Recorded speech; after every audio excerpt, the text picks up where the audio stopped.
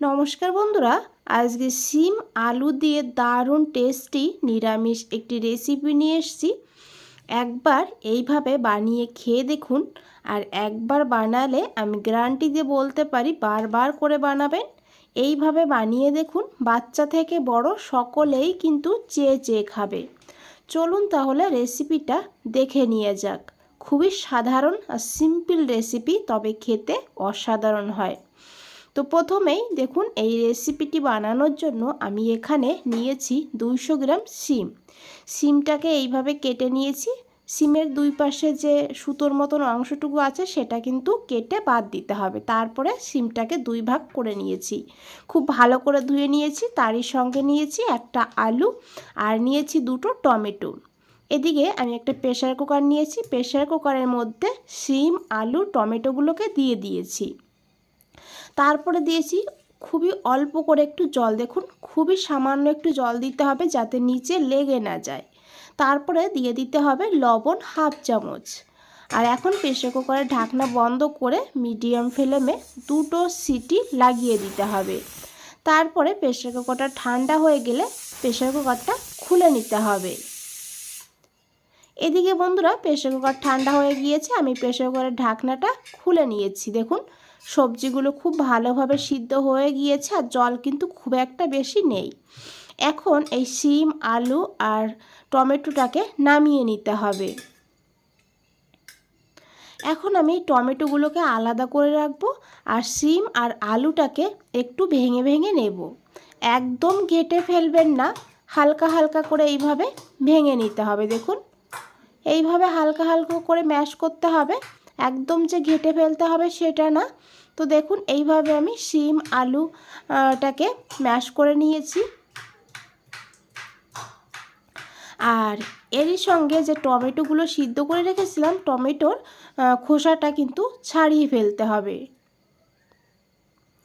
আর এখন টমেটোগুলোকেও এইভাবে একটু ম্যাশ করতে হবে।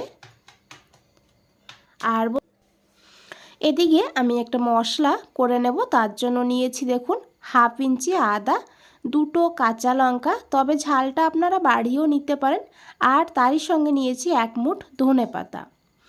আর এদিকে একটা জারের মধ্যে ধনেপাতা, আদা আর কাঁচা লঙ্কাকে নিয়ে নিতে হবে। অল্প করে জল দিয়ে একদম মিহি করে একটা পেস্ট বানিয়ে নিয়েছি। দেখুন এইভাবে। এইদিকে গ্যাসের চুলাতে কড়াই বসিয়ে দিয়েছি। আর এখন কড়াইতে দিতে হবে সর্ষের তেল। রান্নাটা অবশ্যই সর্ষের তেলেই করবেন। তেলটাকে ভালো করে গরম করে নিয়েছি। আর তেলটা কিন্তু আপনারা বাড়িয়ে কমিয়ে নিতে পারেন। আমি আমার প্রয়োজন মতো নিয়ে নিয়েছি। দিয়েছি দুটো শুকনো লঙ্কা। ঝালটাকে একটু প্রথমে ভেজে নিতে হবে। এইভাবে দেখুন, তেলের উপরে শুকনো লঙ্কা ভেজে নিলে খুব সুন্দর কিন্তু ফ্লেভার হয়। তারপরে দিয়েছি এখানে হাফ চামচ গোটা জিরা, হাফ চামচ দিয়েছি রাই সর্ষে। রাই সর্ষেটা দেবেন, তাহলে কিন্তু ফ্লেভারটা খুব ভালো হবে। তারপরে দিয়েছি এখানে অল্প করে একটু হিং। আর তারপরে দিয়ে দিতে হবে এখানে বেটে রাখা মশলাটা, ধনেপাতা আদার পেস্ট দিয়ে দিয়েছি। এখন 2 মিনিট এইভাবে এই মশলাটাকে কষিয়ে নিতে হবে। আদার কাঁচা গন্ধ যেন না থাকে সেইভাবে কিন্তু কষাতে হবে। তারপরে দিয়ে দিতে হবে কিছু গুঁড়ো মশলা। এখানে দিয়েছি 1/4 চামচ জিরের গুঁড়ো আর দিয়েছি 1/4 চামচ ধনিয়ার গুঁড়ো। খুবই সামান্য মশলার পরিমাণটা দিতে হবে। আর এই রেসিপিটা বন্ধুরা এমনিতেই খেতে কিন্তু দুর্দান্ত হয়।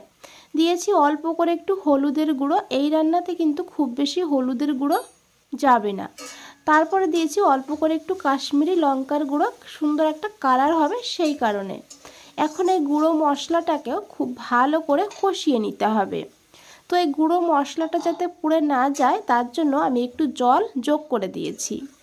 এখন খুব ভালো করে মশলাটাকে কষিয়ে নিতে হবে, যত সময় না এই মশলা থেকে তেল আলাদা হয়ে যাচ্ছে। তো দেখুন বন্ধুরা, আশা করি দেখে বুঝতেই পেরেছেন মশলাটা কিন্তু খুব ভালো করে কষিয়ে নিয়েছি। মশলাটা যত ভালো করে কষাবেন রান্নার স্বাদটা ততই কিন্তু ভালো হবে। তারপরে দিয়ে দিয়েছি এখানে ম্যাশ করে রাখা আলু আর সিমটাকে দিয়ে হাই ফ্লেমে 1 মিনিট ভালো করে এই মশলার সঙ্গে আলু আর সিমটাকে কষিয়ে নিতে হবে। তো দেখুন বন্ধুরা, এখানে আমি 1 মিনিট ভালো করে কষিয়ে নিয়েছি। এখন এখানে যোগ করে দিয়েছি টমেটো। টমেটোটাকে দিয়েও খুব ভালো করে মিশিয়ে নিতে হবে। বন্ধুরা, রেসিপিটা ভালো লাগলে অবশ্যই একটা লাইক করে দেবেন, বন্ধুদের কাছে যতটা পারেন শেয়ার করে দেবেন। এখন আমি ঢাকা দিয়ে 5 মিনিট লো টু হাই ফ্লেমে রান্না করব। এদিকে বন্ধুরা, আমি নিয়েছি টক দই। এখানে আমি 2 চামচ টক দই নিয়েছি। টক দইটাকে ভালো করে ফেটিয়ে নিয়েছি। তারপরে এখানে যোগ করে দেব লবণ। লবণটা কিন্তু আগেও দিয়েছি, সেই বুঝে কিন্তু লবণটা দিতে হবে। শিমটাকে ভাপানোর সময় লবণটা দিয়েছিলাম। দিয়েছি অল্প করে একটু বিট লবণ। বিট লবণটা অবশ্যই এখানে দেওয়ার চেষ্টা করবেন। তারপরে দিয়েছি এখানে 1/2 চামচ চিনি। চিনিটা কিন্তু অবশ্যই দিতে হবে। এইভাবে চিনি দিলে মিষ্টি হবে না, টেস্টটাকে ব্যালেন্স করবে। এখন খুব ভালো করে সমস্ত কিছু মিশিয়ে নিতে হবে। এদিকে বন্ধুরা 5 মিনিট হয়ে গিয়েছে, আমি ঢাকনাটা খুলে নিয়েছি। এখন খুব ভালো করে একবার মিশিয়ে নেব। এটা কিন্তু খেতে দুর্দান্ত হয়, ভাত, রুটি, পরোটা সব কিছুর সঙ্গে অসাধারণ হয়। তো দেখুন খুব ভালো করে মিশিয়ে নিয়েছি। এখন এখানে যোগ করে দিয়েছি টক দই। টক দইটাকে দিয়ে খুব ভালো করে মিশিয়ে নিতে হবে। এখন এইভাবে কষিয়ে কষিয়ে রান্না করে নিতে হবে। যত সময় না এই জলো ভাবটা যাচ্ছে তত সময় কিন্তু রান্না করতে হবে।